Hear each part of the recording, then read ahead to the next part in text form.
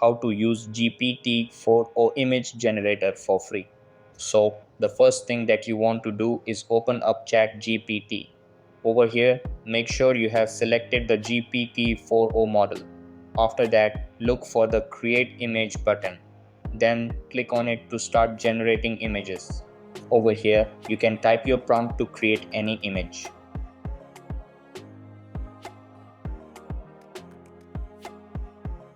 After that, you can also upload an image and ask it to edit or restyle it.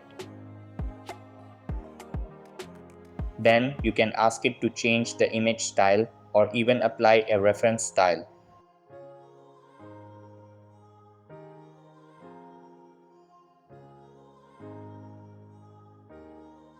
Over here, you can also check that it supports transparent backgrounds.